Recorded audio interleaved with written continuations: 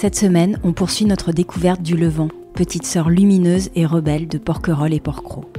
Les médecins André et Gaston d'Urville, initiateurs du naturisme en France, créent le domaine d'Héliopolis en 1932. Ils résument ainsi l'esprit de l'île. Héliopolis doit être une simple cité rustique où les amateurs de soleil viendront dans le calme d'une nature splendide, se reposer des fatigues de la civilisation artificielle des villes, en passant des vacances simples et saines, avec le seul luxe d'un idéal élevé et le seul souci d'une santé robuste. Tu vas voir, le Levant c'est différent, m'avait-on dit avant que je pose un pied ici. J'ai d'abord pensé à une jolie formule, puis de séjour en rencontre j'ai pu approcher la singularité de ce lieu. Qui mieux que ses habitants pour lever le voile en douceur sur cette île minérale et solaire, décrite comme une terre de liberté et de tolérance. Alors si vous vous demandez si pour vivre au Levant il faut nécessairement être naturiste, vous aurez peut-être la réponse dans cet épisode en écoutant Christophe et Brigitte Chevalier. Bonjour Christophe et Brigitte. Vous êtes tous les deux originaires de la région, Brigitte de Hyères et Carqueiranne et Christophe de la presqu'île de Gien où vous avez grandi. Après une brillante carrière dans la marine marchande, une vie faite de voyages que vous avez passé ensemble, puisque Brigitte, je crois, vous avez eu la possibilité de naviguer aux côtés de votre mari. Vous avez décidé de poser vos valises en 2004, c'est ça ? Sur l'île du Levant, où vous vivez désormais à l'année. Vous y exercez comme pêcheur, seul pêcheur de l'île à exercer toute l'année, activité que vous exercez en couple aussi. Pour commencer, Christophe, pour nous aider à comprendre ce lien si particulier que vous avez avec la mer, est-ce que vous pourriez me parler un peu de votre jeunesse arbanaise, où vous avez grandi et dans quel cadre ? Alors mon père était un de ces médecins lyonnais qui sont venus travailler, faire une partie de leur internat à l'hôpital René-Sabran. Il est revenu s'installer en 53 comme médecin, il était pédiatre, il est revenu s'installer à Hyères et il tenait avec ma mère la pouponnière qui est maintenant une partie de l'hôtel Provençal en bord de mer au-dessus du port du Niel. Et on habitait là, et donc je suis né à Hyères en 53, un peu après qu'il se soit installé.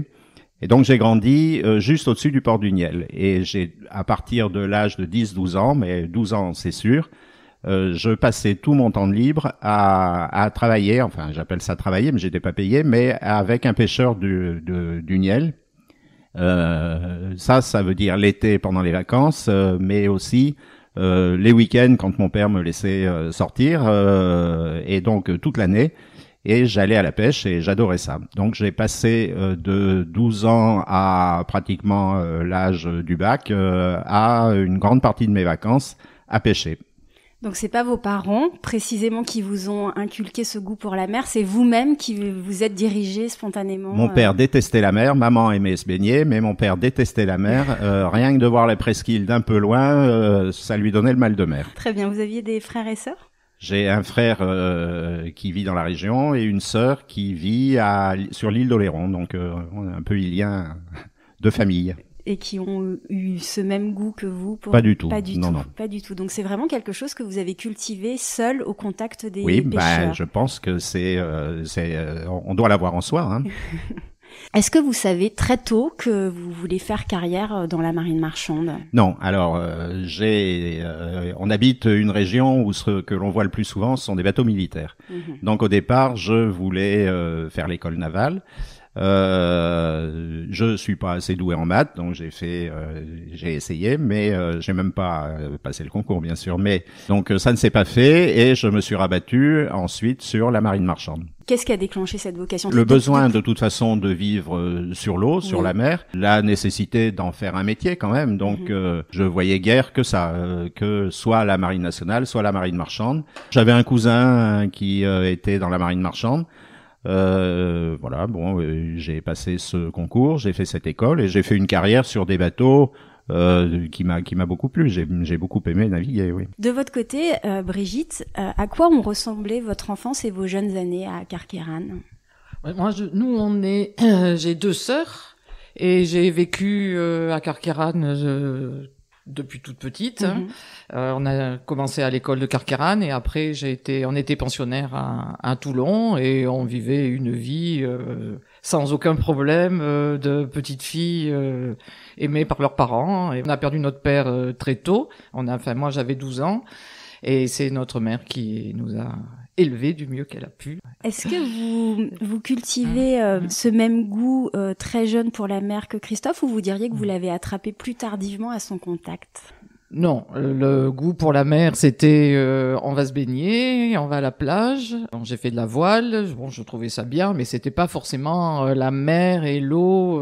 Voilà. De toute façon, j'ai jamais vraiment aimé me baigner. C'est pas, j'aime pas me baigner, quoi. C'est pas quelque chose qui est, voilà. Et maintenant de moins en moins. Oui, donc vous êtes plutôt des gens sur suis... la mer que dans l'eau. On parlera justement de votre lien précisément à la mer.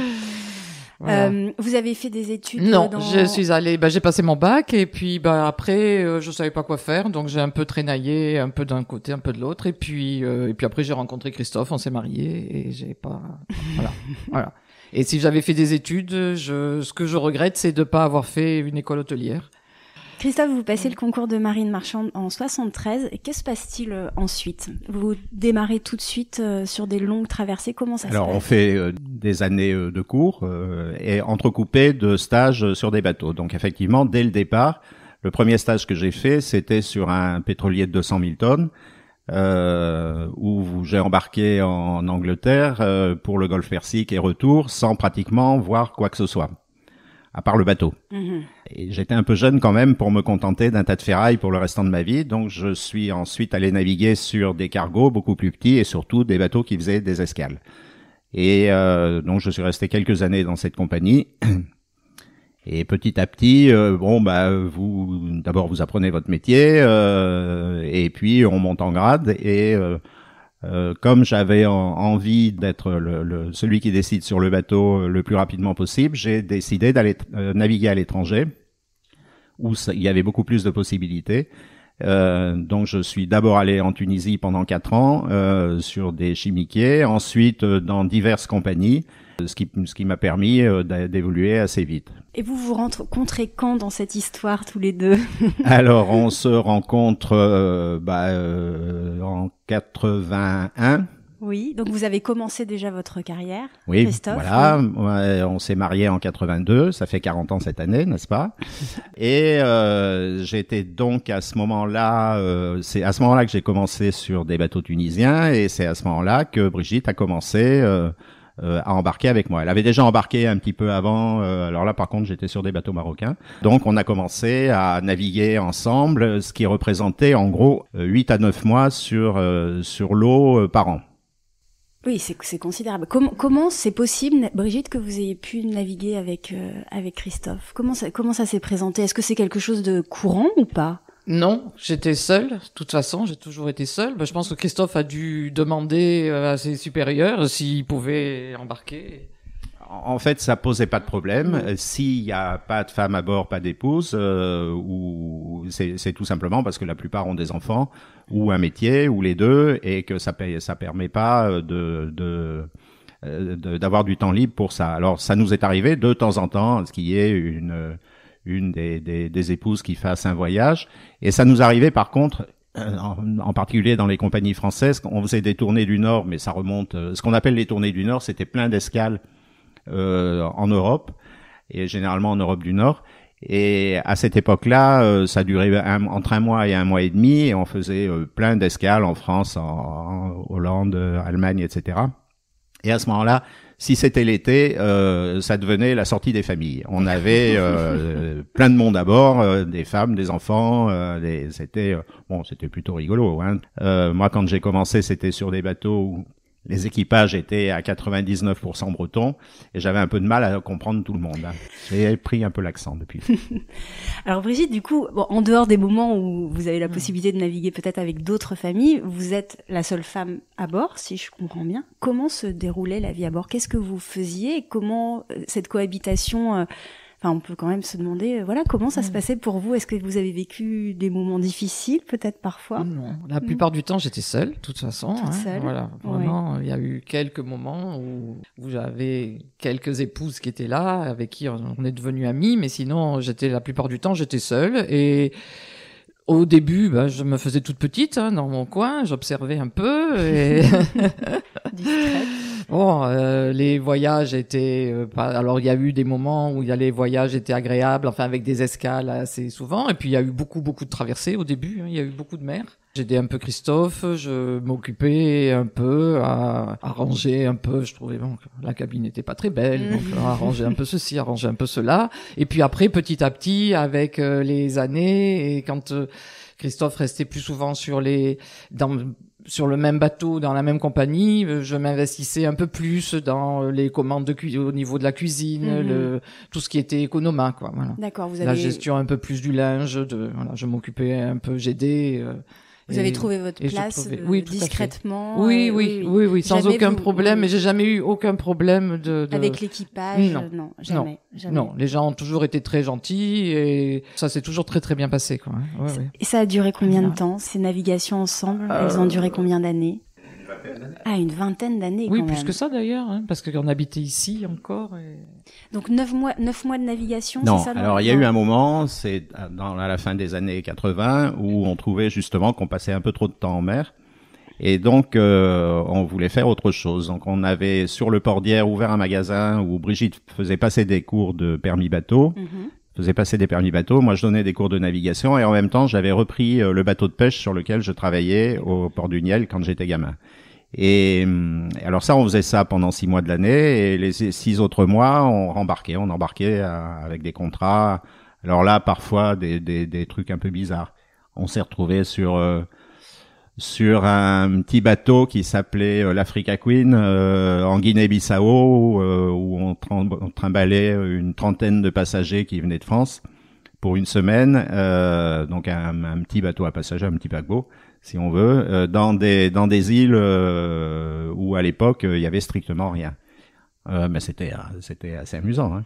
Mais ça nous permettait de passer que 6 mois en gros à naviguer et on passait 6 mois ici à travailler, mais 6 mois quand même sur place. Et donc on se faisait un peu moins de mer dans l'année que ce qu'on avait pu faire avant. C'était le bon équilibre pour vous. La navigation sur les navires marchands, nous sommes parmi les premiers à avoir été mondialisés. Donc il s'agissait de rentabiliser, ce qui est assez normal, les bateaux.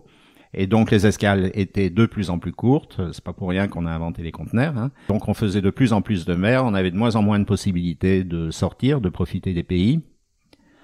Des équipages où on était à la fin seuls français, Brigitte et moi. Ça réduit quand même les échanges, hein. On parlait anglais, mais l'anglais de cuisine pour les uns et pour les autres. Donc de toute façon, même si on a créé des liens avec ces gens, en particulier des Polonais ou des Croates avec qui on est resté amis, c'était quand même après limité dans les relations humaines. Ouais. Voilà, donc il fallait quand même qu'on essaye de faire quelque chose d'autre avant de devenir complètement neurasthénique.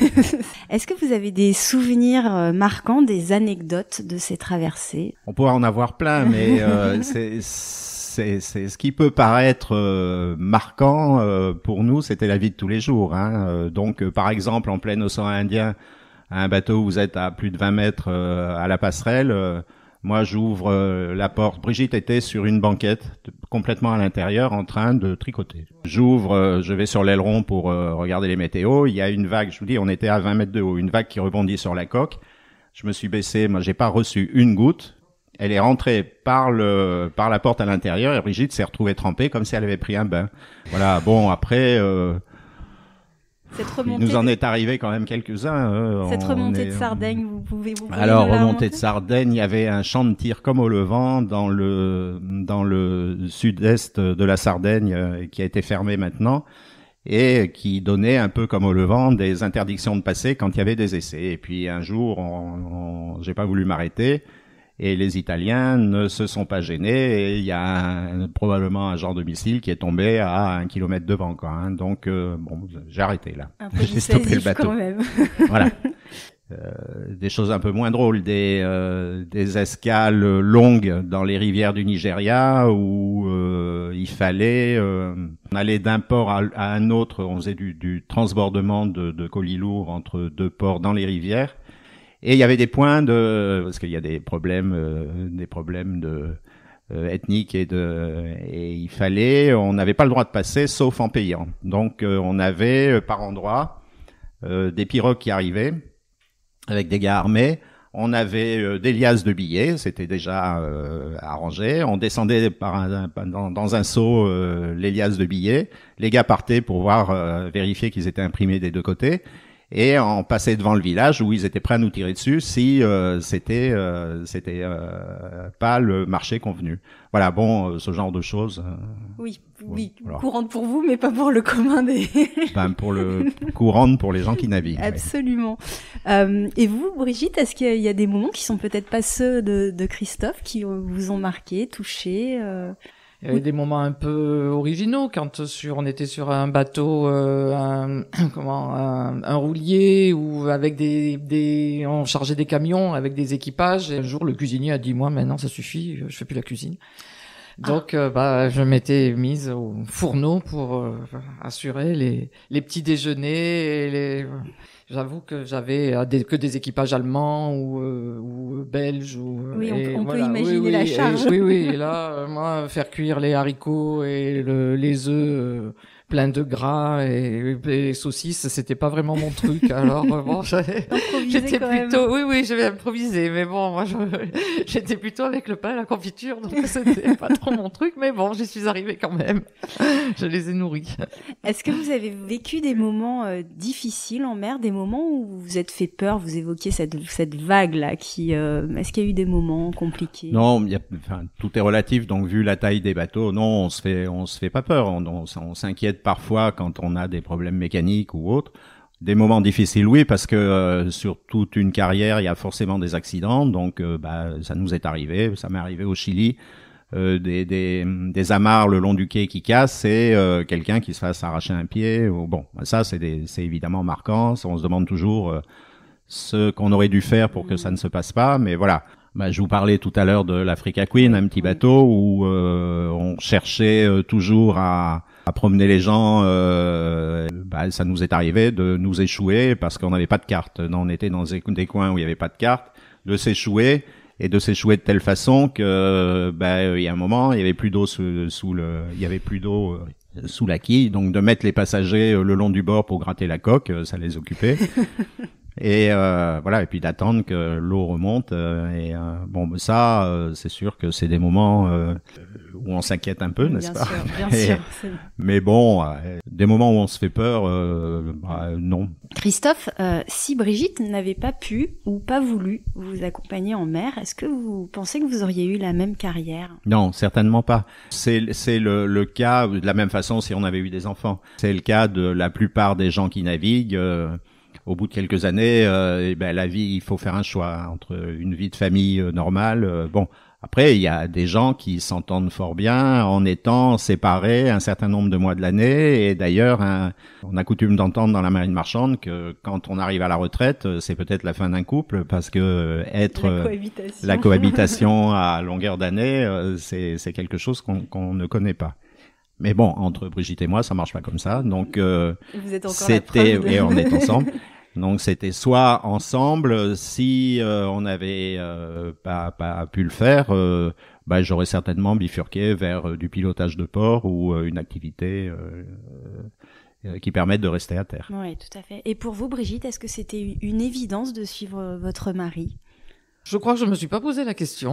Non, bon? Ça s'est fait comme ça. Et oui. Pourtant, c'est un sacré choix. Oui. Ouais. Mais non, ça s'est fait comme ça. Et puis, après, je trouvais que c'était bien comme ça. Je me sentais bien dans cette situation. Et qu'est-ce que vous a apporté cette vie de voyage, de contact si proche avec la mer, à tous les deux? Et peut-être d'ailleurs, ça vous a pas apporté la même chose, Brigitte? Je pense une certaine ouverture d'esprit, le fait de rencontrer, de se retrouver dans des situations à l'étranger, de voir comment vivent les gens dans certains pays, comme en Inde, où on était quand même, on faisait des escales dans des ports qui étaient très très pauvres, voire tout ça, ça fait quand même, je trouve que ça apporte beaucoup. Après, ça apprend à vivre seul aussi, oui. À vivre avec soi-même, à se débrouiller, à pas s'ennuyer. Mm-hmm. Et puis, un peu à être un peu plus dégourdi, quand il fallait se déplacer. Quand j'allais rejoindre Christophe dans certains ports complètement perdus, être un peu débrouillarde pour y arriver, quoi. Parce que ça m'est quand même arrivé de le rejoindre en finissant sur une mobilette avec ma valise sur les genoux. Ce genre de situation. Bon, maintenant, ça pourrait plus se faire. Mais... Et vous, Christophe, qu'est-ce que la mer vous a appris et apporté ? C'est une vie où, alors ça a un peu changé maintenant avec les moyens de communication, mais quand on quittait le port à l'époque, on n'avait plus de relation pratiquement avec la terre. Il fallait passer par Saint-Lys Radio, c'était très très difficile souvent. Et donc quand on partait pour je sais pas moi 15 jours, 3 semaines de traversée, on était libre. Il y a rien à faire. Ça a été raconté plusieurs fois dans beaucoup de livres. Quand vous avez un sentiment de liberté quand vous quittez le port. Vous laissez derrière vous, surtout si vous avez votre femme à bord, vous laissez derrière vous toutes les histoires. Et je vous dis, il y avait très peu de contact avec la terre, donc déjà un sentiment de liberté. Après, j'étais sur l'eau, moi, ça me convient très bien. Un petit déjeuner à 7 heures le matin au milieu de l'océan Indien avec le soleil qui se lève, c'est une belle vie. Hein. Et puis, ce que disait Brigitte, on a travaillé avec beaucoup d'étrangers, donc l'habitude de se frotter à d'autres cultures, d'autres façons de faire qui sont souvent très intéressantes et des gens avec qui on apprend beaucoup.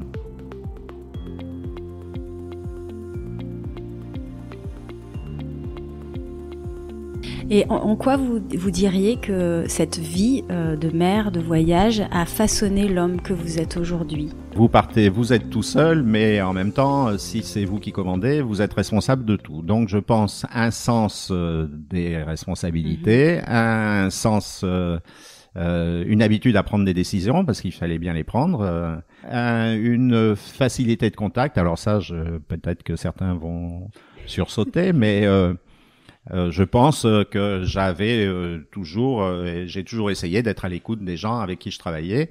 Par exemple, durant la guerre en Croatie, on avait des équipages croates. Il fallait comprendre que leur famille était en pleine guerre, que quand ils prenaient des congés au bout de 3 jours pour certains, ils se retrouvaient au front. Et donc ça mettait une pression chez eux qu'il fallait comprendre. Bien donc sûr, une certaine forme l'obligation quand même de comprendre parce que vous n'êtes pas là avec des gens qui vont venir travailler puis rentrer chez eux. Vous les avez tout le temps à bord et il y a un côté quand même humain à respecter, à prendre en compte. Oui. Et quand est-ce que vous arrêtez votre carrière de marin au long cours et vos voyages ? En 2013. En 2013. Donc ça fait pas si longtemps que ça. Oui. En fait, donc j'ai navigué au contrat depuis en gros 1987. Depuis 1987. Et en 90, entre 90 et 98, en gros, on a repris la navigation un peu plus sérieusement. Mais j'ai navigué ensuite au moins entre 4 et 6 mois dans l'année jusqu'en 2010-2011 et puis après j'ai fait un peu de formation jusqu'en 2013 pour une société de recherche pétrolière. Voilà. Donc l'arrêt complet avec le milieu maritime marchand, c'est 2013. Et depuis 2013, on ne fait que la pêche. Vous avez reçu d'ailleurs récemment la médaille du mérite maritime, une distinction qui n'est pas donnée à tout le monde, je crois, pour laquelle il faut avoir dépassé les 30 ans de navigation. Vous en avez plus de 50 au compteur. Ouais, non. Oui, bon, moi, les décorations, c'est très bien. Est-ce que les voyages en mer vous manquent parfois ? Ah oui, ça c'est certain. C'est certain. Mais bon, ça a beaucoup évolué, donc je suis pas sûr que je serais aussi heureux que nous l'étions, voilà. Mais par contre, alors on en reparlera peut-être dans les caractéristiques des îles. À Gien ou ici, alors ça dépend évidemment où on habite, c'est-à-dire à Gien ou au Levant, on voit le large et on voit passer les bateaux. Si on habite à Porquerolles ou à Porquerolles, ah non, on est dans le village, on voit rien. Et donc ça j'aime bien. J'aime bien toujours voir passer les bateaux, me dire tiens, et alors maintenant il y a des applications qui vous permettent de savoir d'où ils viennent, où ils vont. et de me dire tiens celui-là il va à Livourne ou voilà. Et de peut-être revivre un petit peu à travers eux les voyages que vous avez pu faire. Ça. Vous arrêtez en 2013. Qu'est-ce que vous faites alors? Vous vous installez où Alors en 2013, on était déjà installé puisqu'on est au Levant depuis 2004. On a continué ce qu'on faisait, mais au lieu d'embarquer une partie de l'année, on embarquait généralement pendant l'hiver avant 2013. Donc là, on s'est mis à la pêche complètement. C'est-à-dire qu'on travaille toute l'année à la pêche en fonction de la météo, évidemment l'hiver, mais on est là tout le temps. On bouge plus de l'île. Ou très peu. Voilà. Et puis, depuis 5 ans, 6 ans, Brigitte fait, en plus, loue ses 2 chambres et fait chambre d'hôte. D'accord. Donc, pêche et un petit peu d'accueil. Alors, je précise, mais elle va le faire. Mais donc, on ne fait chambre d'hôte que l'hiver. Oui. C'est en fait du mois d'octobre au mois d'avril. Oui. Alors ça, justement, on va l'évoquer. Je voulais juste parler de votre activité de pêche. Vous approvisionnez les restaurants et les particuliers. C'est bien ça? Oui, on approvisionne. Alors, à cette saison, il y a un restaurant et 1 ou 2 restaurants sur l'île. Là, il y a évidemment beaucoup de particuliers parce que je crois que c'est assez agréable de venir acheter un petit bout de poisson. Bon, des fois, on n'en a pas assez parce que ce matin, par exemple, il y a des porquerolles qui en auraient bien voulu, mais bon. En dehors de la saison, c'est en fait de mai à septembre. On vend tout sur l'île, un petit peu à Port-Cros. Et en dehors de ça, on a une clientèle de particuliers ailleurs. Pourquoi vous avez choisi l'île du Levant plutôt que la presqu'île de Gien ou Port-Cros ou Porquerolles, par exemple? On habite à Gien. On a un peu d'instabilité quand même. On aurait fort bien pu, effectivement, rester à Gien. On avait une maison à Gien. Il n'y avait pas la même vue, mais on avait une maison quand même qui n'était pas désagréable. Puis, on a eu envie de changer, ce qui nous arrive. Là, ça fait longtemps quand même qu'on est ici. Parce que normalement, on reste pas beaucoup, 10 ans en place. On reste toujours dans la région, mais 10-12 ans, c'est le maximum. Ah non, mais là, vous êtes bientôt à 20 ans, là. Et là, on est à 18. Donc, on a vendu cette maison et on s'est dit maintenant, qu'est-ce qu'on fait? Donc, de toute façon, c'était pour rester par ici. On n'avait pas l'intention de partir je ne sais où, sauf éventuellement. Mais bon, Brigitte n'était pas trop intéressée. C'est que moi, je serais bien parti sur un bateau. Ah. Alors, on venait de travailler ici régulièrement à la pêche. Le gambaro qui est sur le restaurant, qui est sur le port, avait été repris par Jean-Louis Vial. C'était une affaire familiale, mais qui ne faisait pas de poisson, et il avait décidé de faire un restaurant consacré aux poissons. On s'était rencontrés, ça l'intéressait que l'on travaille ensemble, et donc on est venu passer un été ici où on a loué à droite à gauche. Et puis on s'est dit pourquoi pas, ça nous correspond assez bien, et on a cherché, on est tombé sur cette maison. Brigitte n'en avait pas tellement envie parce qu'il y avait quand même beaucoup de travaux. C'était une toute petite maison qui datait de 1936, il y avait tout à faire. Ah oui. Et puis finalement, on s'est lancé et voilà.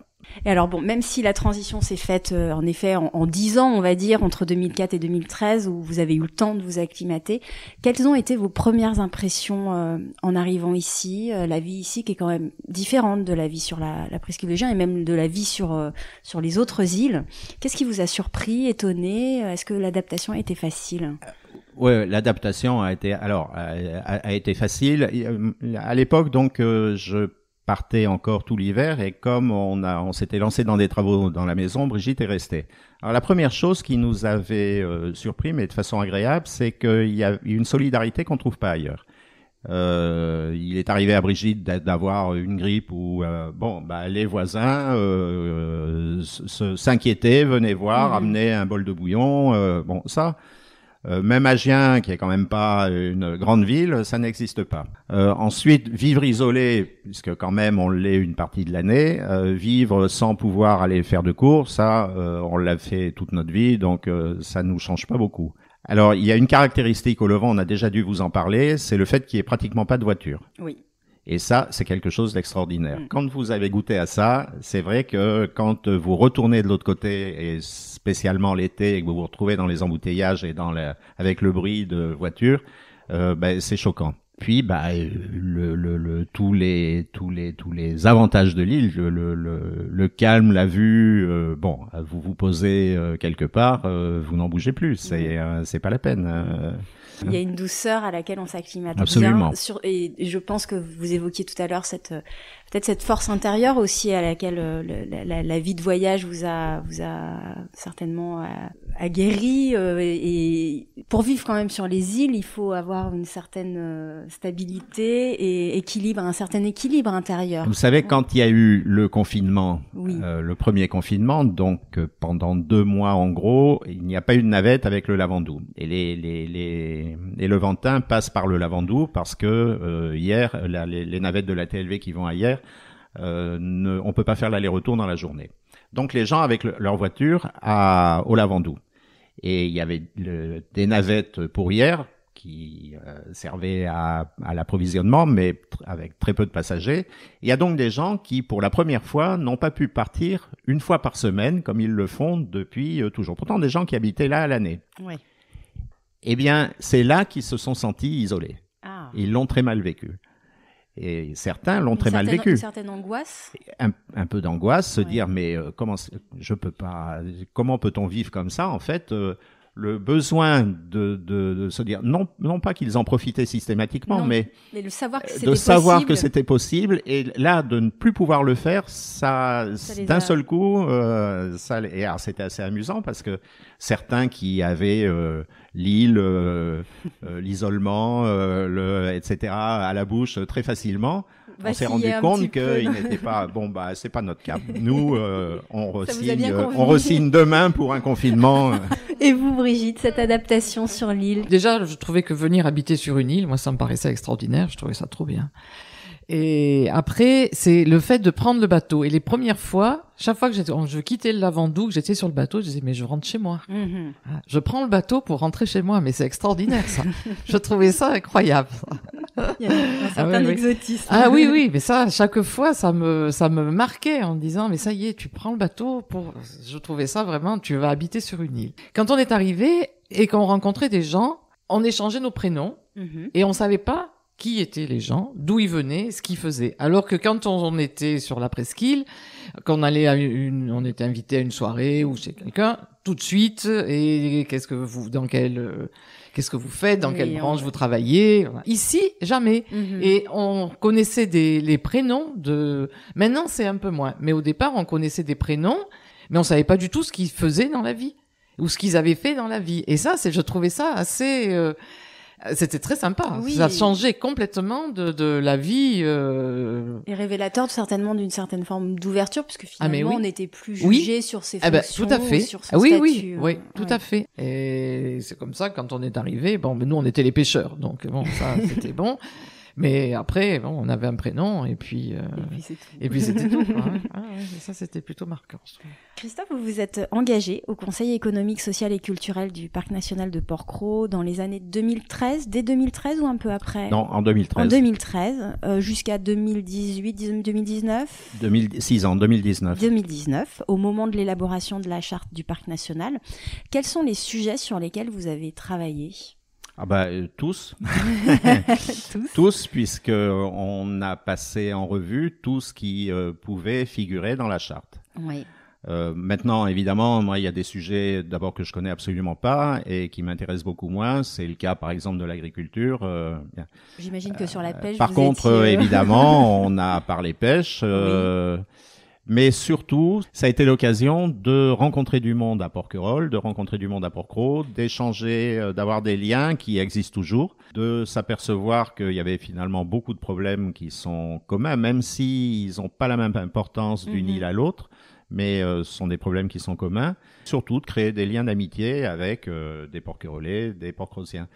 Le résultat, malheureusement, n'est pas à la hauteur de nos espérances. Oui, je vous sens un petit peu réservé. Alors, avant de parler peut-être des points qui vous ont peut-être plus chagriné, quelles ont été néanmoins les avancées, les réalisations dont vous êtes plutôt satisfait?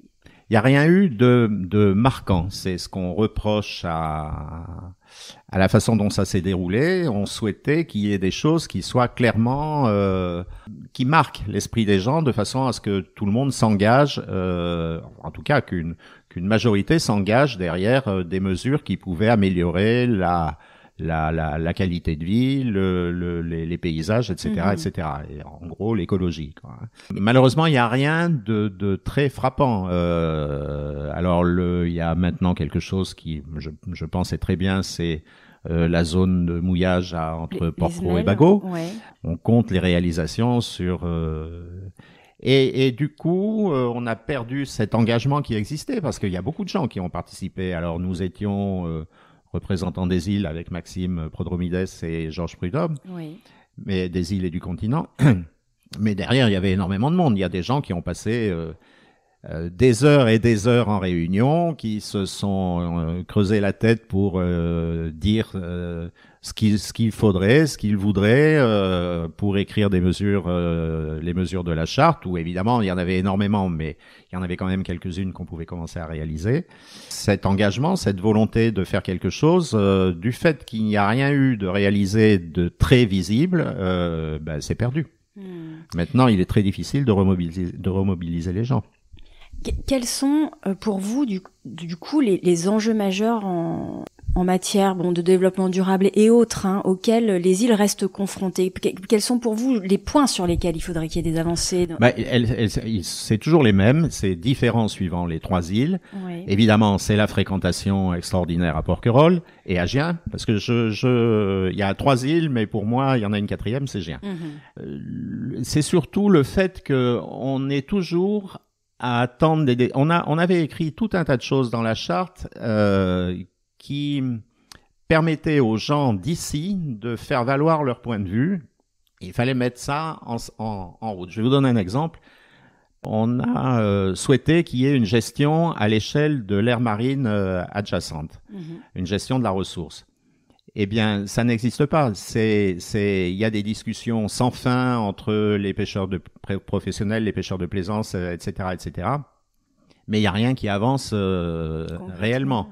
Et en fait, on attend toujours la décision qui va venir du ministère de l'écologie ou autre, qui souvent est fondée sur une volonté politique de faire plaisir à l'un ou à l'autre, et qui ne correspond pas à la réalité sur le terrain. Un autre exemple. Depuis l'année dernière, mais c'est mis en pratique cette année, on interdit le mouillage des bateaux de plus de 12 mètres d'emportement. Le prétexte, c'est qu'il y a un câble énergie qui arrive à la pointe de Portman et qui a été abîmé il y a quelques années dans des circonstances. Mais en fait, on interdit le mouillage jusqu'à la pointe de la galère là-bas. Dans Portman, il y a pas de Posidonie. C'est sur les côtés où le mouillage est interdit qu'il y a des Posidonies. Au milieu, il y a rien. Il y a du sable et de la vase. Il y a absolument rien. Donc et le câble, on peut le baliser si vraiment on a peur pour le câble, ce qui est, à mon avis, techniquement pas justifié. On peut de toute façon rajouter un petit balisage. Résultat, on a un report des mouillages vers le levant. Des bateaux qui font plus de 12 mètres. Mais par contre, devant le levant, c'est plein de Posidonies. Donc c'est une stupidité. Le résultat est l'inverse de ce qu'on voudrait. Et ça, c'est parce que on ne va pas voir les gens qui connaissent le milieu, on peut répéter l'exemple dans tous les domaines. Bon. De votre côté, Brigitte, vous êtes membre active du CIL, le comité d'intérêt local. Quels sont les sujets importants et les enjeux majeurs auxquels l'île du Levant est confrontée aujourd'hui et dans les prochaines années ? Alors, de toute façon, j'avais représenté aussi en tant que présidente le CIL au CESC, et ça a été le gros avantage, c'était de faire connaître, faire connaître l'île et faire connaître les problèmes. Bon, alors le plus gros problème était ça s'améliore peut-être petit à petit, c'était la gestion des déchets, parce que là, vraiment, on partait de très très loin. On a encore beaucoup de choses à faire, mais on partait de très loin. Il y a eu des actions entreprises d'ailleurs avec l'association Smilo.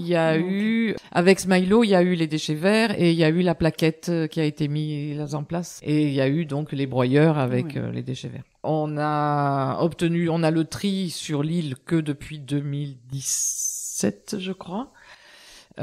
Qui est pas, non, et ça faisait des années. Depuis 2008, de toute façon, je travaille je suis investi dans le CIL depuis 2008. D'accord. Et mon gros cheval de bataille, c'était la gestion des déchets. Voilà, la zone de déchets qui est pas du tout, qui est pas du tout aux normes, qui est, rien. Et les Levantins ça s'améliore un peu. Pratiquent bien le tri. Oui.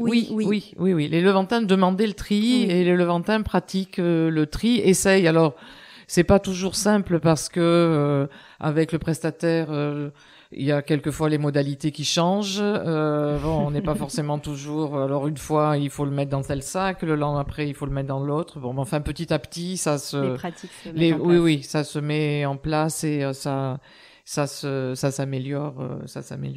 Donc les déchets en premier lieu. Oui, c'est surtout les déchets. Ensuite, moi je me suis plutôt attachée à ce qu'on ait des navettes.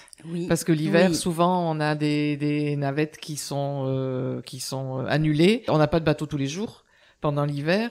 Et il a fallu quand même essayer autant avec les îles d'Or qu'avec la TLV de voir quels sont les jours pour qu'il nous en reste un peu quand même. Et quand on s'est retrouvé avec le confinement, effectivement, plus personne pouvait aller chez le médecin. Oui.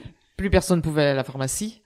Oui, et les services médicaux. Et les services médicaux, voilà. Ouais, donc on a mis, ça c'est le CIL, pris contact avec la pharmacie du Port d'Hyères qui a été vraiment extra, qui vous livre régulièrement. Qui a proposé de livrer toutes les médicaments, qui a aidé parce qu'il a fallu transférer les données des pharmacies du Lavandou à Hyères, donc ils ont fait ça assez facilement. Et après ils nous ont mis en rapport avec un médecin qui faisait de téléconsultation. Oui. Ouais.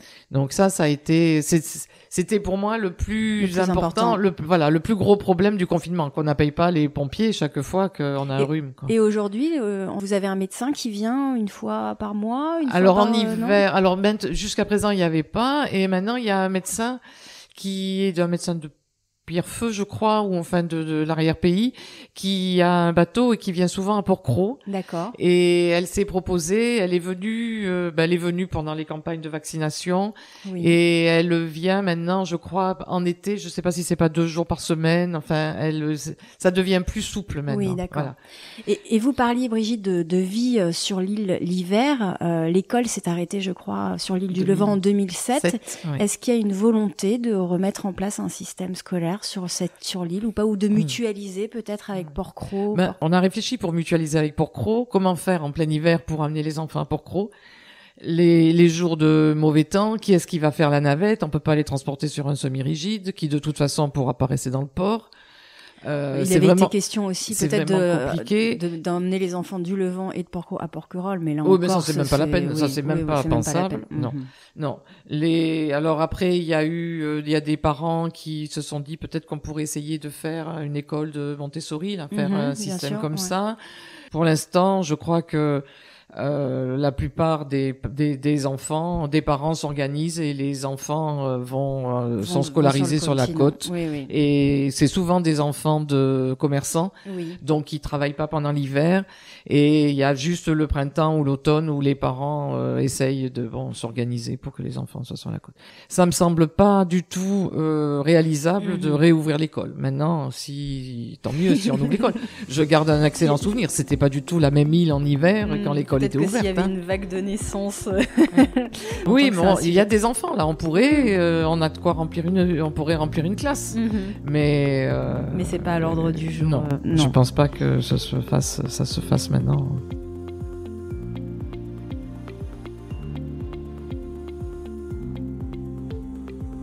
Si vous deviez décrire l'île du Levant, sa géographie, en quelques mots à quelqu'un qui ne connaît pas du tout cet endroit, comment vous lui décririez? Le Levant, de toute façon, c'est assez grand, mais il y a même pas 10% de civils. Toute la partie... le reste est militaire. Le reste est militaire. Donc la partie civile a été installée sur un flanc de colline. Oui.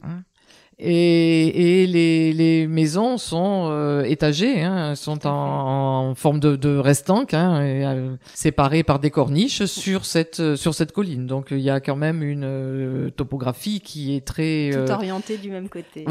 C'est tout orienté du même côté. De toute façon, on n'est que sur 3 côtés pratiquement. Et après, on est très très en pente. On vient pas une journée l'été.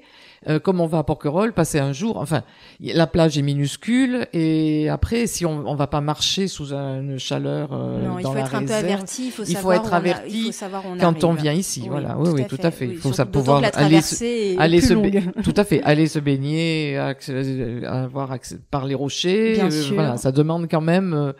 On vient pas avec les enfants à la glacière, ça c'est pas pratique du tout. C'est Christophe, définir Oui, cette île. voilà, une colline où ça monte dans un sens et ça descend dans l'autre.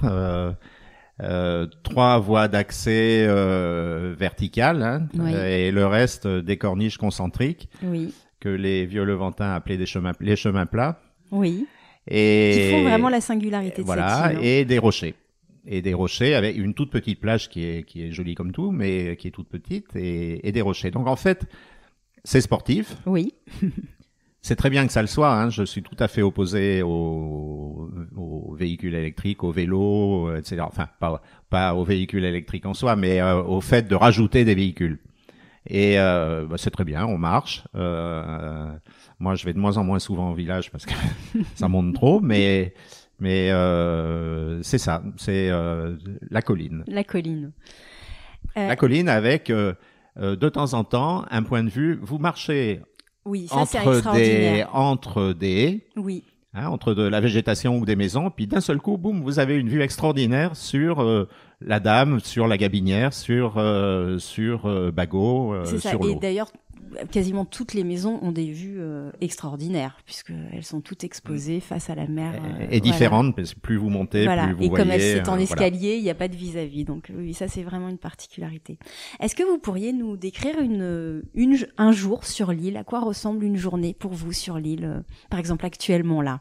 Ah ben actuellement c'est simple, hein. On se lève à 3 heures du matin. Ouais. On donne à manger aux chats parce que très important, les chats Les au chats levant. au levant. Nous, on en a une petite dizaine, Ah mais ça oui. diminue parce qu'ils sont très vieux, les pauvres.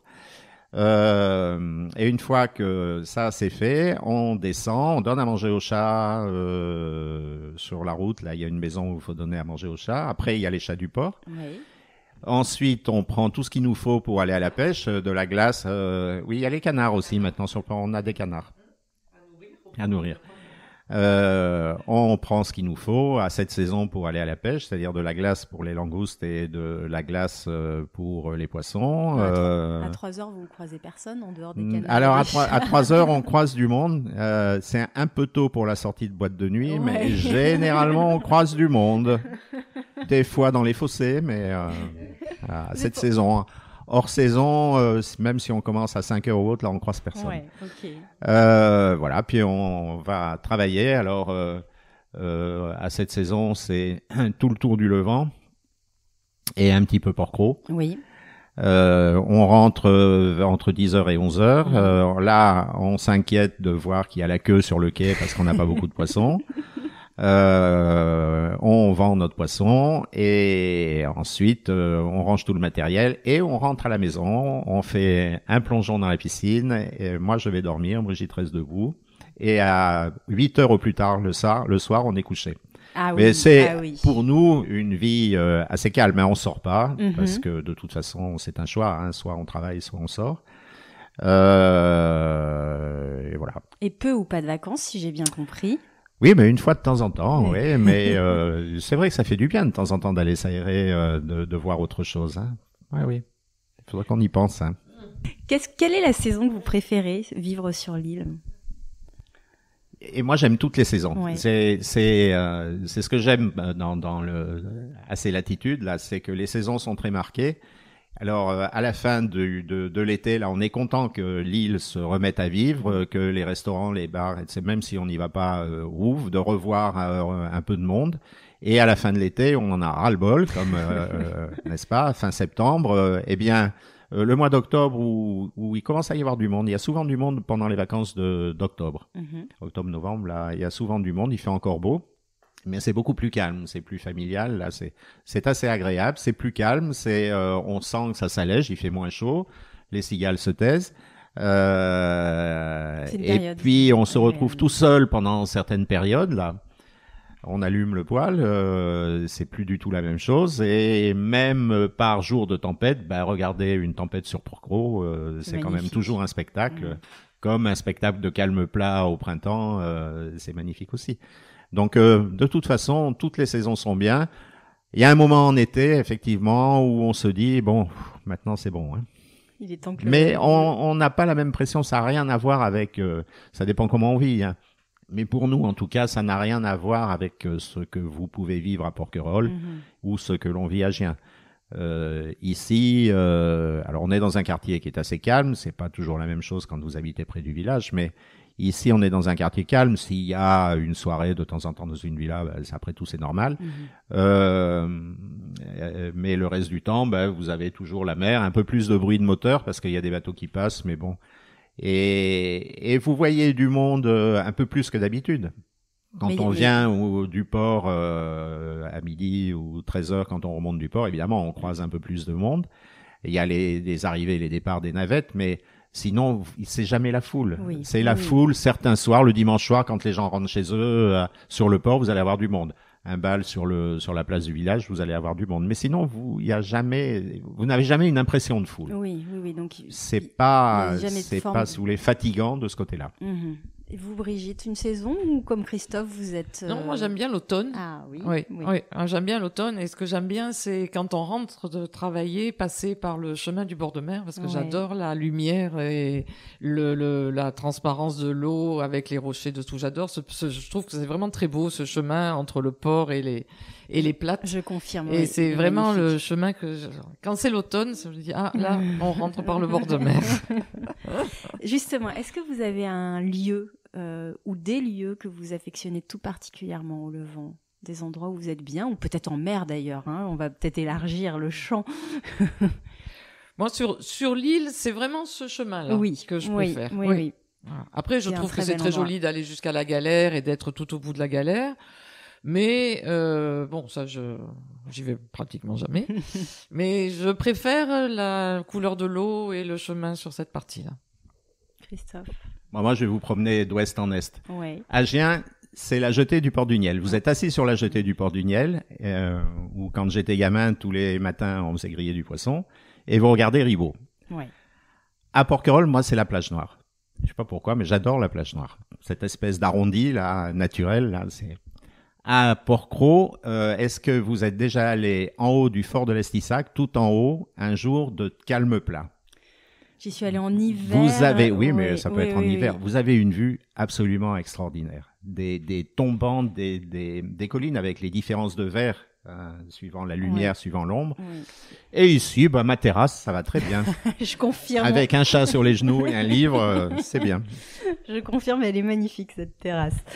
Est-ce que vous auriez un souvenir ou une anecdote marquante que vous avez vécue au Levant ou peut-être dans vos activités de pêche aux alentours, quelque chose, même si c'est un petit souvenir, quelque chose que vous vous dites, je l'aurais peut-être pas vécu ailleurs?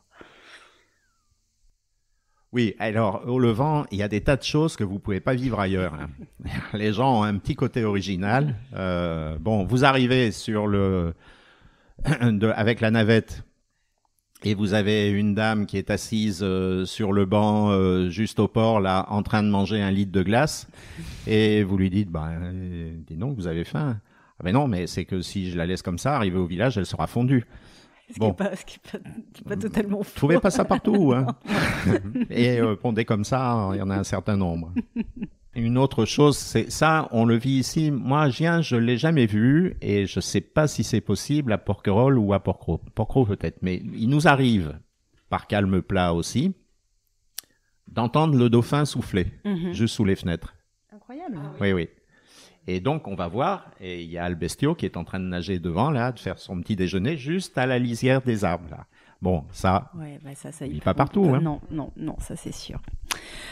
Les médecins André et Gaston d'Urville, initiateurs du naturisme en France, créent le domaine d'Héliopolis en 1932 sur l'île, qu'ils ont découvert en 1930. Ils résument l'esprit de l'île dans cet extrait du cahier des charges du syndicat d'administration d'Héliopolis en disant « Héliopolis doit être dans l'esprit de ses fondateurs une simple cité rustique où les amateurs de soleil viendront dans le calme d'une nature splendide se reposer des fatigues de la civilisation artificielle des villes en passant des vacances simples et saines avec le seul luxe d'un idéal élevé et le seul souci d'une santé robuste. » Alors, Héliopolis fête ses 90 ans cette année. Est-ce que cette vision décrite par les médecins d'Urville a toujours cours aujourd'hui selon vous? Est-ce que cet esprit originel a été conservé? Le naturisme, c'est une pseudo-philosophie de fin 19e, début 20e. L'époque en avait créé pas mal, hein, et au milieu de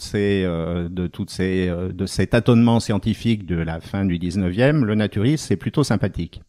Et vous vous dites, on va vivre de façon simple, on va vivre sans excès et on va être au soleil. Bon, le soleil, depuis, on sait que malheureusement, à haute dose, ça fait pas que du bien. Et pour le reste, c'est vrai que pourquoi pas.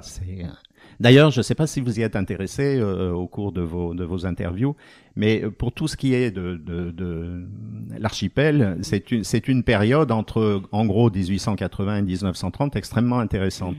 Vous avez René Sabran qui est créé, et ça c'est parce que la zone est ensoleillée, hein, oui, à Agen. Et au début, c'était pour soigner des tuberculeux, oui, et il fallait du soleil. Et on venait en hiver. Vous avez Joseph Fournier qui s'installe à Porquerolles et qui change l'île considérablement. Vous avez Madame Henry qui s'installe là. Vous avez Vivienne de Watteville. C'est pas banal, hein. Une femme seule, et je sais pas s'il y en aurait beaucoup maintenant qui viendraient s'installer pendant un an sans véhicule, sans rien du tout à Port-Mort. Très moderne cette Vivienne. Et vous avez les frères d'Urville qui s'installent ici. Oui, vous avez raison. Entre 1900 et 1930, il s'en est passé des choses. Et oui, il s'en est passé, et tout n'est pas justifié par la Première Guerre mondiale, parce qu'il y a des choses qui se sont faites avant. Donc c'est une période assez intéressante. Et donc les frères d'Urville s'installent ici. Bon, donc en soi, l'idée de vivre simplement, c'est ce qui est résumé dans l'article 1, c'est très bien. Qu'est-ce qui reste 90 ans après? Une seule chose, la nudité. Il n'y a plus que ça qui compte. Il y a encore des gens qui vivent de façon, ils sont plus très nombreux. Une vie simple quand même? Une vie simple, il y en a encore quelques-uns. Oui, il y en a encore quelques-uns qui sont pas tout jeunes généralement et qui vivent de façon assez simple. Mais enfin, ça devient l'exception et qui confirme la règle. La règle, c'est que les gens sont là en vacances ou pour investir. Ces dernières années, c'est le cas. L'idée que vous vivez avec la nature, ça a totalement disparu. Et donc, il reste des choses qui sont très bien et des choses qui sont très mauvaises du naturisme. Dans les choses mauvaises, c'est le fait que certains ont transformé le naturisme en religion. Vous avez tous les codes d'une religion. Vous avez, d'abord, on a des saints, hein, des saints ACNT. Hein, j'ai bien compris. On a Saint Dédé et Saint Gaston, là, d'Urville. Leur tête en plâtre trône l'un pour l'un dans la montée de l'Égade et pour l'autre au village. Imaginez à Porquerolles, à l'entrée du village, le buste de Joseph Fournier devant lequel chacun s'inclinerait en passant. Et à part ça, comme dans toutes les religions, on a quand même des gens qui sont assez tartuffes, n'est-ce pas? Parce que chacun met en avant le naturisme. Bon, un tel va vider sa piscine qui fait 60 mètres cubes 3 fois par an, alors qu'on court après l'eau sous prétexte qu'il y a 3 grains de poussière au fond. Un deuxième va balancer ses gravailles, y compris de l'amiante, dans la première poubelle venue. Ah oui, mais le Levant, je vous le dis, c'est le seul endroit au monde où se balader à poil vous absout de tous vos péchés. Bon, vous répondez à ma question en creux, Christophe, sur votre rapport au naturisme. Est-ce que c'est pas difficile de vivre au Levant en n'étant pas naturiste? Non, pas du tout, pas du tout. Il faut évidemment pas être gêné par les gens qui sont nus, mais c'est absolument pas difficile. Et j'en reviens, j'avais pas terminé, aux choses qui sont bien. Les choses qui sont bien, c'est que finalement, le naturisme, contrairement à ce que certains croient, je ne veux pas l'éradiquer de l'île. Le naturisme fait partie de l'île. D'ailleurs, on l'avait dit dans la charte, c'est un élément culturel de l'île, et d'ailleurs, je trouve que ça apporte une originalité, des choses qu'on trouve pas ailleurs. Absolument.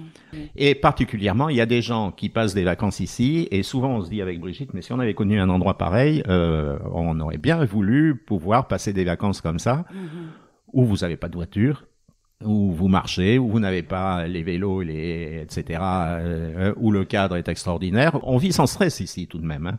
Et donc, vous connaissez personne, vous venez passer des vacances ici, je pense que c'est très agréable, c'est très sympathique, et ça se ressent aussi sur l'approche des gens qui, on le voit très bien, nous, quand on vend du poisson, hein, le premier jour, les gens sont toujours un peu stressés, est-ce que je vais avoir mon morceau de poisson? Ouais. Le lendemain, relax. C'est un endroit extrêmement dépaysant. Toutes les îles le sont. Mais je pense que le Levant particulièrement, parce que vous avez l'originalité du naturiste, l'originalité de la topographie de l'île, etc. Le fait qu'il n'y ait pas de voiture, encore une fois. La plupart des Levantins sont naturistes ou pas? Pratiquement tous les Levantins sont naturistes, oui. Et pour vous, Brigitte, le fait de ne pas être naturiste, est-ce que ça pose une difficulté ou pas? Ça se passe de façon très naturelle. Oui, ça me pose pas du tout comme problème. Mais effectivement, moi, si on commence à m'obliger à faire quelque chose, il en est pas question.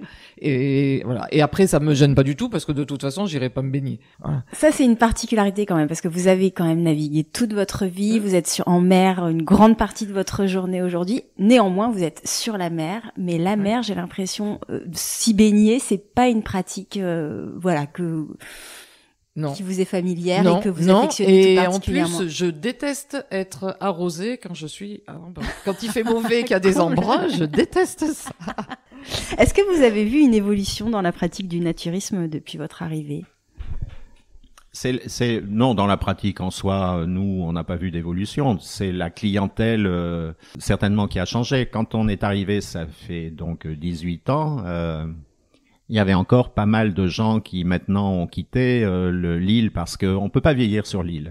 Mais non, c'est très difficile. Vous n'avez donc pas de services médicaux, vous n'avez pas de navette régulièrement, donc il vous arrive un problème, une urgence, ça c'est pas grave. Enfin, je veux dire, c'est pas grave. Vous allez être évacué d'une façon ou d'une autre. Mais vous avez des soins à long, c'est beaucoup plus difficile. Vous avez du mal à marcher, c'est très difficile selon où vous habitez. Et donc il y a tout un tas de gens qui maintenant ont quitté l'île et qu'on a connus, qui vivaient le naturisme de façon plus, je pense, plus sereine. Bon, ils avaient toujours connu l'île comme ça. Pour eux, c'était normal d'être nus, c'était normal dans leur jardin, c'était normal mais sans agressivité, sans esprit de clan. Sans extravagance. Être nu, il y a quelques dérives. On les nie parce que sinon, ça serait dire du mal de l'île. Mais à mon avis, on a tort. Et il faut regarder les choses en face. Mais ça fait partie du comportement normal des gens et il suffit d'avoir la volonté de ne pas le tolérer, c'est tout. Hein.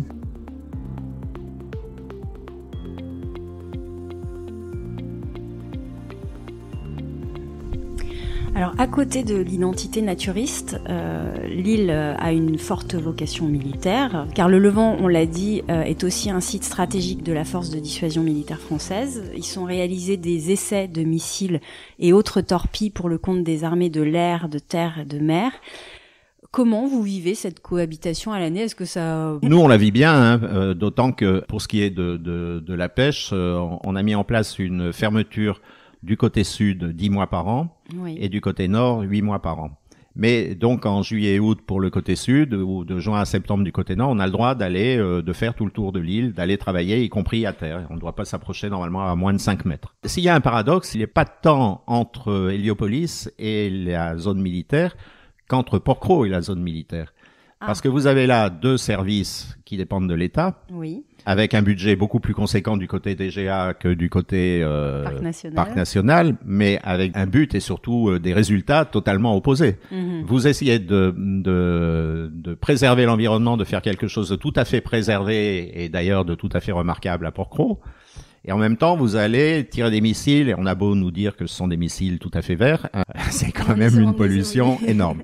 Et tout ça à quelques kilomètres de distance. Oui, donc le paradoxe, c'est pour moi, il est là. Hein. Oui, c'est intéressant en effet. Est-ce que vous entendez les essais quand ils sont réalisés? Oui, on en entend. Les missiles, ça fait pas beaucoup de bruit. Les hélicoptères, pas trop, parce que des fois ils passent juste devant, mais pas trop parce que généralement ils sont dans l'est de l'île. Quand il y a des essais de tir, c'est des bateaux qui s'entraînent des coups de canon, ça on les entend bien, mais c'est assez rare. Pour ma part, je trouve pas ça gênant. Non. Est-ce que vous êtes déjà rendu en zone militaire Oui, souvent. On nous a promenés, on n'est pas en liberté, sûr. Mais on y est allé souvent. On y va moins, les rapports se sont un peu distendus. Moi, j'y suis allé très récemment parce qu'il y avait une réunion de pêcheurs. On a encore fait tout le tour de l'île, ce qui nous a permis de croiser une quantité de sangliers pas possible. Je regrette qu'il n'y ait pas plus de connexion, par exemple au niveau assainissement, au niveau eau, au niveau... il y a des tas de choses à faire. Il y avait des tas de choses à faire. Bon, assainissement, c'est bien simple. Eux, ils sont en train de faire une STEP, une zone de traitement. Et l'été, ils sont pas là, où il y a très peu de monde. Donc, on pouvait imaginer... voilà, l'eau, ils vont bientôt mettre un désalinisateur. Il y a tout un tas de choses comme ça où il est malheureux qu'on ait loupé le coche et qu'on n'ait pas plus de relations pour traiter les problèmes qui sont très difficiles à traiter dans notre zone minuscule. Sur l'insularité, on dit souvent que la vie insulaire, elle fascine autant qu'elle peut effrayer. Qu'est-ce qui fait selon vous sa particularité ? Peut-être en termes d'espace, de temporalité, de vie en communauté. Vous en avez déjà un peu parlé, hein, cette solidarité dont vous avez parlé. Est-ce qu'il y a d'autres aspects sur l'insularité qui vous semblent significatifs et peut-être d'autant plus au Levant ? Non, moi je crois que ce sont presque toujours des aspects psychologiques. Vous avez cette sensation d'isolement que vous vivez plus ou moins bien. Le fait que, par exemple, il n'y ait pas de médecin, certains peuvent pas vivre avec ça. Mmh. Il est vrai, souvent on entend ça. Il y a des gens qui mettent le pied sur l'île et qui en mettant le pied sur l'île se disent je suis pas à ma place. Vrai. Ça c'est vrai, je l'ai beaucoup entendu. Hein. Je suis pas à ma place. Et je pense que c'est vrai. Je pense qu'il y a des gens qui arrivent là et qui se disent non là. Il y a quelque chose qui me manque, je sais pas quoi, mais il y a quelque chose qui manque. Une forme on parlait tout à l'heure d'angoisse. Je pense qu'il y a des personnes qui ici doivent se sentir soit prisonniers. Voilà. Si l'on réfléchit bien, on est à une demi-heure du Lavandou. Bon, je dis du Lavandou parce que c'est ce qu'il y a de plus pratique pour nous. On est à un quart d'heure de vol en hélicoptère du 1er août, etc., etc. On a tout ce qu'il faut sur l'île comme approvisionnement. Donc en fait, tout ça c'est psychologique. Absolument, Christophe. Mais vous qui trouviez courant vos expériences qui ne le sont pas pour le commun des continentaux, peut-être que en effet pour vous ici tout est simple, et pour quelqu'un qui ne connaît pas du tout l'insularité. Bon. Oui, il faut venir découvrir. Il faut venir découvrir. On peut pas dire aux gens venez et voilà pourquoi vous serez bien. On sent les gens qui ont besoin d'espace, de nature. Alors l'île, ça apporte le dépaysement en plus. Oui. C'est le pont-levis. C'est ce qu'on n'a pas à Gien. C'est pour ça qu'on est encore plus désagréable à Gien qu'ailleurs sur les îles. C'est parce que on peut pas relever le pont-levis. Hein. Quand la dernière navette est partie. On souffle. On est tranquille. Je vous dis, c'est comme moi quand on larguait les amarres, le bateau est sur l'eau. On sait qu'il y a une soupape en fait. Oui. Et ça, vous pouvez pas l'expliquer aux gens. Il faut le vivre. On est capable, on n'est pas capable de le supporter. Mais là, la très grande majorité des gens adorent ça. Après, il y a une distinction aussi entre le Levant, Porquerolles et Porquerolles, et j'y viens. Vous connaissez vous-même, donc vous l'avez dit, les 3 îles. Vous avez vécu un petit peu à Porquerolles. Oui, mais c'était en 1985, donc les choses ont quand même un peu évolué. Oui. C'était à quelle saison et dans quelles circonstances ? En octobre, on avait loué, on était sans domicile fixe, c'est-à-dire qu'on changeait, même pas, on avait laissé, on habitait je sais plus où, ailleurs, et on avait laissé notre appartement et on était parti pour un embarquement. Et en revenant, on avait trouvé quelque chose à Porquerolles. Là, on avait loué pendant un mois un studio. Rue du Phare, je crois. Près de l'école. Ouais, près de l'école. Et vous, Brigitte, ce mois à Porquerolles, qu'est-ce que vous en gardez comme souvenir ? Oh, ça, c'était des vraies vacances. C'était des vraies vacances. Oui. Eh ben, faut revenir. Alors, pas maintenant, mais... Non, mais c'était très agréable. C'était au mois d'octobre. À cette époque, de toute façon, le soir, au dernier bateau, il y avait plus personne au village. Alors, justement, sur Porquerolles, Porquerolles et l'île du Levant, si vous deviez choisir un qualificatif pour chacune de ces 3 îles, comment vous les qualifieriez ? Moi, Porquerolles, c'est au niveau nature, c'est la plus belle. Les plages, alors je trouve que les domaines agricoles rajoutent en plus des couleurs. Vous passez le matin assez tôt des Mèdes en allant vers le Langoustier, vous avez des palettes de couleurs extraordinaires. Bon, mais maintenant, on retombe toujours sur la même histoire, la fréquentation. Pourquoi il y a des choses qui sont quand même différentes des 2 autres îles, mais ça c'est le parc. Vous allez, par exemple, à la plage sud, vous mettez les pieds dans l'eau, vous jetez 2 morceaux de pain ou autre, il n'y a pas le droit de le faire, mais même sans jeter les morceaux de pain, vous avez des poissons qui viennent vous tourner autour des jambes comme si vous étiez aux Seychelles, ou puis pas des petits, des assez gros. Donc on sent quand même la protection, ce qui est, c'était le but, et c'est quand même magnifique. Maintenant, marcher dans les collines de Porquerolles. Il y a des endroits, qui sont superbes, mais moi, une fois de temps en temps, ça va, mais c'est pas... Pourquoi? C'est quoi? Parce que je trouve qu'il y a trop de pins. Trop de pins, trop de forêts. Je préfère la végétation de maquis que l'on a que de ce côté du Levant, puisque si vous allez en zone militaire, vous êtes dans l'Épinède. Alors, vous avez dit beauté, diversité des paysages pour Porquerolles. Hyper-fréquentation pour modérer un peu le propos. Oui. Porquerolles. Nature, c'est vraiment la nature. La nature, vous parlez de biodiversité, c'est un grand mot, mais on sent qu'on est en cœur de parc. On sent qu'on est en cœur de parc. Et le Levant, c'est l'originalité quand même. C'est l'originalité, la différence, le Levant. Oui. L'originalité, ça se trouve plus partout, hein. Pour vous, Brigitte. Moi, je vais commencer par Porquerolles. Je trouve que Porquerolles, c'est assez mystérieux. C'est une île mystérieuse. Puis cet héritage littéraire aussi qui vient ça, et puis il y a ces forêts. Il y a cette forêt. Je trouve que ça, c'est assez mystérieux. Le Levant, ça serait plus la sérénité, la tranquillité. Je trouve Porquerolles, ça serait plus la beauté des plages, le côté un peu plus éblouissant. En 20 ans, comment vous avez vu le Levant évoluer? Oui, vraiment un changement dans l'état d'esprit des gens. Et d'ailleurs, c'est en moins de 20 ans, parce que ça date d'il y a peu d'années. Et je pense que, il fallait bien que ça bouge un jour ou l'autre, mais la montée des prix de l'immobilier attire forcément un autre genre de clientèle, de fréquentation. Les gens qui s'installent maintenant ici ont besoin, sans doute que ça correspond au prix auquel ils payent les maisons, mais d'exploiter tout de suite leur maison. Et ça a des conséquences sur l'eau, parce qu'on a le vrai gros problème actuellement, c'est l'eau. Donc ça a des conséquences sur la consommation d'eau, sur le rejet d'eau usée, sur la quantité de déchets, etc., etc. Mais ça fait rien. Les gens qui s'installent créent des logements. C'est ça que je voulais dire. Quand vous dites exploiter, voilà, c'est Élou. On n'en a pas parlé, mais vous louez aussi. Par contre, vous avez une action à contre-courant. Nous, on loue uniquement pendant l'hiver. En fait, l'idée au départ, c'était de dire, on entendait trop autour de nous dire, mais le Levant, à part l'été, il y a rien à faire. Ouais. Voilà. Et s'il n'y a pas le naturisme et le soleil, on peut pas faire venir de monde. Et ça, on a dit, mais non, ouvrez les yeux quand même et regardez autour de vous, il y a une vie sur l'île, il y a quelque chose à faire, à découvrir en hiver. Mais on a dit, on va faire 2 chambres d'hôtes, mais on va le faire que pendant l'hiver.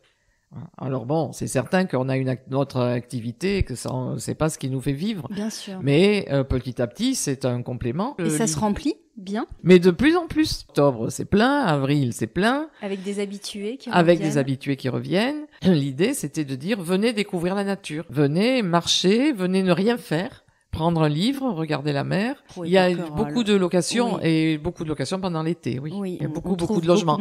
En été, une fois que les logements sont pleins, l'île et que les maisons, les particuliers reçoivent leur famille. Après, c'est fini, il n'y a plus personne. Quelle est votre définition du Levantin? Je crois que c'est quelqu'un comme les autres qui accepte l'originalité de l'île. Ce que je souhaiterais un peu plus chez les Levantins, c'est un peu plus qu'ils ouvrent un peu plus les yeux sur l'extérieur. Si vous demandez à tous les Levantins lequel est allé, combien sont allés au fort de la Vigie, le fort de la Vigie, on le voit juste là.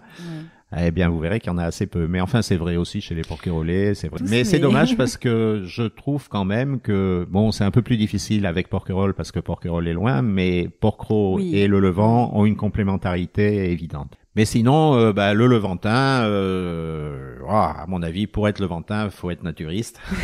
C'est plus facile. C'est plus facile. Moi, je suis arbanais, moi. Et vous, Brigitte, le Levantin? Des gens qui sont quand même très à l'écoute quand même du problème des autres. On va pas laisser quelqu'un qui a des problèmes seul se dépatouiller. La solidarité quand même, je trouve, est très très importante. Quand vous êtes loin de l'île, que vous pensez au Levant, quelle est la première image qui vous vient à l'esprit? On a des soucis, nous. Quand on pense au Levant et qu'on est loin, c'est d'abord qui est-ce qui nourrit les chats. Pensez à vos chats. Eh oui. Eh oui. C'est très pragmatique. Oui. Il faut l'être, parce que c'est un gros souci, moi je vous le dis. Bon, et vous, Brigitte, est-ce qu'il n'y a pas une image un peu plus poétique de l'île quand la vous vue, êtes... La vue de votre terrasse. Oui, la vue de votre terrasse, qui est absolument splendide. Un son peut-être aussi?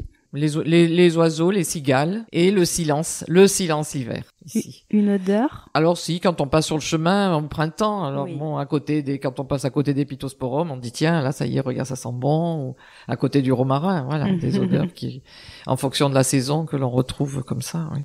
On ressent plus ce genre de choses quand on est en mer. Ouais. Quand on est en mer la nuit, là, il nous arrive de poser les filets puis d'arrêter le moteur. Souvent, quand pour les rougets, on attend qu'il fasse jour. Et là, vous allez entendre du bruit. Vous allez entendre les poissons chassés. On se dit tiens, ça c'est tel poisson, ça c'est. Vous entendez les oiseaux qui se réveillent au jour. Vous sentez pour peu qu'il est. Vous sentez les différences de température suivant où vous êtes. Ah oui. Vous passez devant des criques où ça se rafraîchit d'un seul coup. Et là, vous savez où vous êtes sans même regarder à l'extérieur. Donc la nuit, les sens sont aiguisés. Et l'odeur, les odeurs, c'est l'histoire d'Astérix hein, en Corse. C'est quand il pleut, mais évidemment il pleut de plus en plus rarement, l'odeur de la terre. Mais c'est la même chose à Porquerolles. Oui, le langoustier, au langoustier, c'est quand il pleut. Il y a vraiment, ça exhale vraiment des odeurs. Alors, mais cette terre humide, mais c'est ça. absolument. Oui. Ouais. Et on sent la terre à champignons, oui, voilà. Toutes ces réceptions des différents sens, c'est plus quand on est en mer que quand on est ici. Mais on va rester sur les sens exacerbés au cœur de la mer. Merci beaucoup pour votre sincérité. Merci à vous. Merci. Merci à Christophe et Brigitte pour leur authenticité et le petit pas de côté que nous avons fait ensemble. Pour retrouver toutes les notes de l'épisode, rendez-vous sur fragileporquerolles.com. Si ce n'est pas déjà fait, vous pouvez toujours vous abonner au podcast Fragile sur Apple Podcast, Deezer, Spotify ou toute autre plateforme d'écoute. Cela vous permettra d'être notifié des nouveaux épisodes tous les 15 jours. Et si cet épisode vous a plu, vous pouvez désormais mettre 5 étoiles sur Spotify et toujours laisser 5 étoiles aussi sur Apple Podcast avec un petit commentaire. C'est la meilleure manière de soutenir ce podcast et ça me fait toujours super plaisir de vous lire. On se retrouve très vite. À bientôt.